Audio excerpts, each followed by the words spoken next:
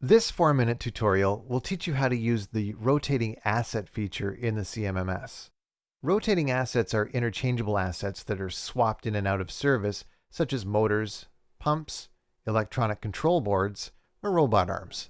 They have their own unique asset code and serial number and are usually repaired or refurbished rather than replaced.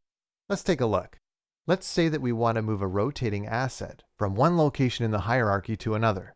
In this example, the facility has a cooling system with 4 identical pumps, and there is also 1 identical spare in stores as backup. Pump 4 has just failed in production, so I'm going to drag it from the cooling line down into stores. When I do so, I get this pop-up window asking me to confirm the move. Rotating assets can move between locations, be assigned to a user in transit, assigned to business, or be allocated to a work order. In this case, the new location is the storeroom. I'll also fill in the storage bin information. Notes can be added if needed, but anyone repairing this pump can check its work order history.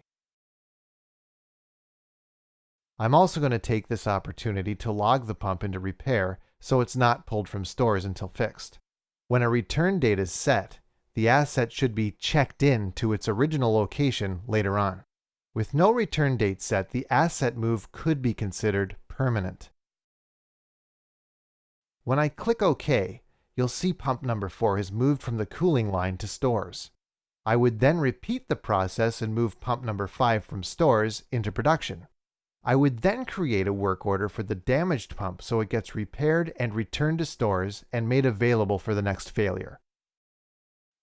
Let's take a look at a second scenario. My organization has a lot of expensive measurement equipment that it wants to track in the CMMS. Technicians must check out tooling from the tool crib in their name when they need it. I'll sign in as Bob the technician. To check out the spectrum analyzer, I'll select the asset record from the list. Click the More drop-down and then the Move To button. Select the user destination type and select Bob the technician from the drop-down list. I'll fill in the return date. We can see that the move has not yet been confirmed by the supervisor, so I'll have to wait for permission to remove the analyzer from the crib. When the supervisor logs in, they can see the move requests in the asset screen.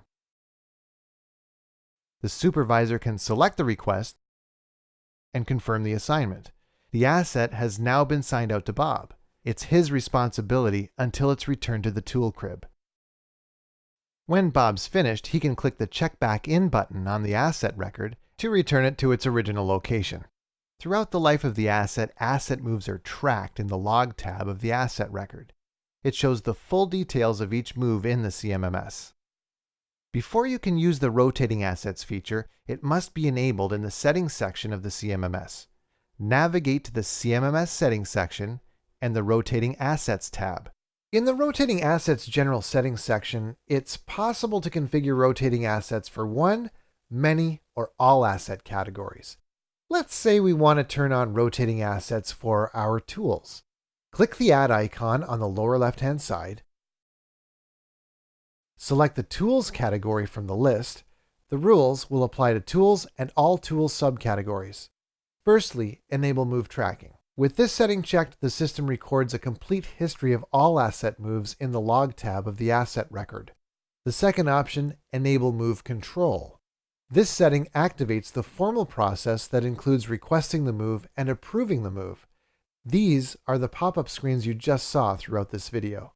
When move control is enabled, move site managers need to be added to the move management area. Move management controls which users can move what at each site. Move site managers can move assets freely throughout the CMMS, or they can approve or reject asset moves from other users. And that's it.